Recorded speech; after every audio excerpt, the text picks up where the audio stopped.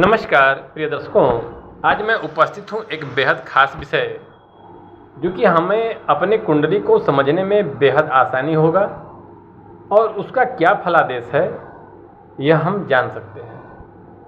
तो चलिए बात करते हैं सूर्य को लेकर के। सूर्य अगर हमारे कुंडली में किसी भी भाव में बैठा हुआ हो तो वह आप यह समझ लीजिए कि उस भाव से संबंधित विषयों से आपको सम्मान प्राप्त होगा।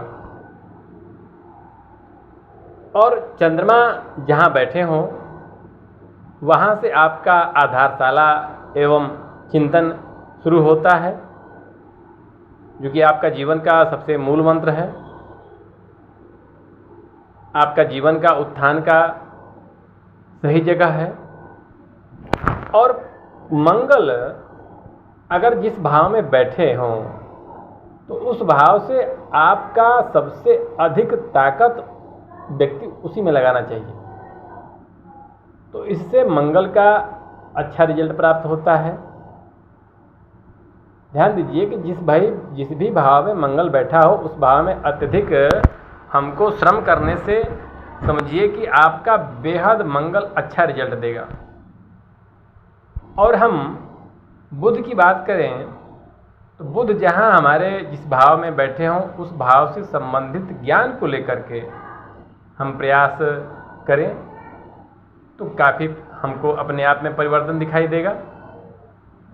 देवगुरु बृहस्पति अगर कुंडली में जहाँ बैठे हों वहाँ आप यह समझ लीजिए कि दीपक तले अंधेरा, अर्थात उस वस्तुओं में उससे संबंधित वस्तुओं में आपको कमी महसूस होगा, परंतु इनकी जहाँ जहाँ दृष्टि जाएगी वहाँ वहाँ आपको अत्यधिक लाभ प्राप्त होगा। अब हम शुक्र की बात करें तो शुक्र जहाँ बैठा हो वहीं छिपा है आपका धन कमाने का राज। शुक्र जिस भी भाव में हो उस भाव से संबंधित कार्य को शुक्र की स्थिति को लेकर के आप कार्य को अपना आगे करें, आप बढ़ाएं तो आपको अत्यधिक लाभ प्राप्त होगा। अब हम शनि की बात करें तो शनि जहाँ बैठते हैं उनका सबसे ज़्यादा डिस्टर्ब होने वाला भाव तीसरा है। जहाँ वो बैठेंगे वहाँ से तीसरी दृष्टि जहाँ भी पड़ेगी वह भाव आपका काफ़ी प्रभावित होगा, काफ़ी आपको उसमें संघर्ष करना पड़ेगा। और राहु की हम बात करें तो राहु व्यक्ति को हारने नहीं देता है। जिस भी भाव में बैठे उस भाव से संबंधित विषयों में हारने नहीं देता है, वह पागलपन देता है।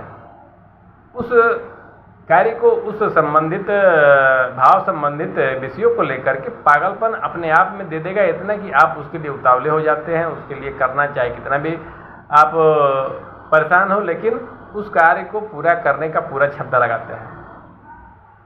अब हम केतु की बात करें, केतु जिस भाव में बैठा है यहाँ विकास आपका दोगुना हो जाता है। यह बेहद खास जानकारियां हैं जिसे आप समझ करके अपनी कुंडली के आकलन को जानें एवं उससे संबंधित विषयों को जागृत करें। आगे के लिए जय श्री राम।